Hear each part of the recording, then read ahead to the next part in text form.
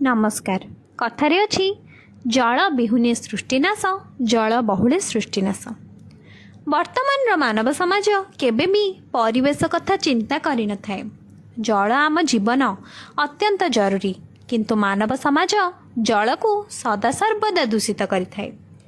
उदाहरण स्वरूप एही गड़पिंगुरा हरिजन साहिर एही पोखरी अनेक लोकों को पीवा पानी दिए, किंतु रक्षणाबेक्षणार अभाव हेतु यह संपूर्ण दलरे परिपूर्ण हो जाइथिला।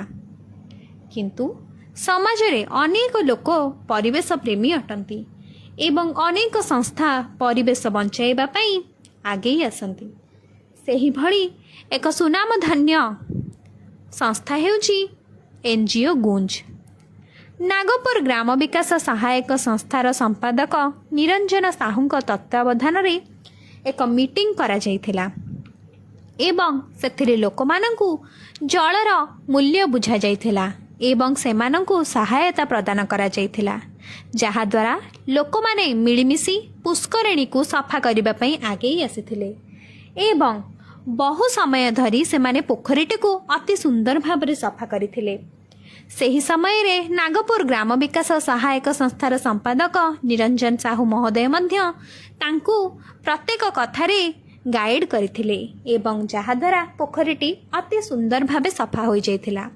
तेबे आसंतु देखिबा पोखरी सफा हेबा समयर किछि दृश्य। तेबे आपण माने देखि पारुथिबे पोखरी रे दल संपूर्ण रूप रे परिपूर्ण होई रहिछि, किंतु पोखरीटी केडे सुंदर होई सफा होई जाइछि परवर्ती मुहूर्त रे। तेबे आमे एही भली भाबरे आमर सुंदर कार्यक्रम गुड़ी को बढ़ाई चलिबा, काहेकि ना परिवेश रे सदा सर्वदा भल जिनिस ही रहिबा दरकार, जहा द्वारा आमे ओ आम परिवेश सदा सर्वदा सुंदर होई रहिबो एवं आमे समस्ते सुस्थ निरामय जीवन यापन करि परिबा। देखंतु केते सुंदर भाबरे मीटिंग टी होइथिला एवं केते सुंदर लोक माने मध्य एथारे जॉइन करिथिले एवं से माने जॉइन करि सारिबा परे सेमानंकर कार्य को मध्य आमे आहुरी प्रोत्साहन देबा स्वरूप सेमानंकु किछि सहायता मध्य एनजीओ गुंज तरफरु प्रदान करा जाइथिला, जहा को पाई लोक माने अत्यंत खुशी होइथिले।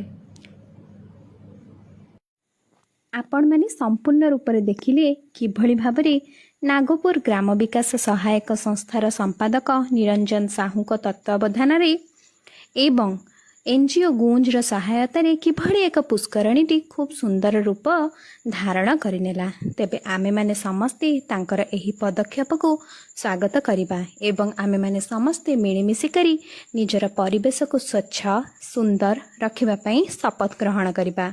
तेबे आपण मानक निकटरे यह एक छोटिया अनुरोध मध्य रहिला। धन्यवाद।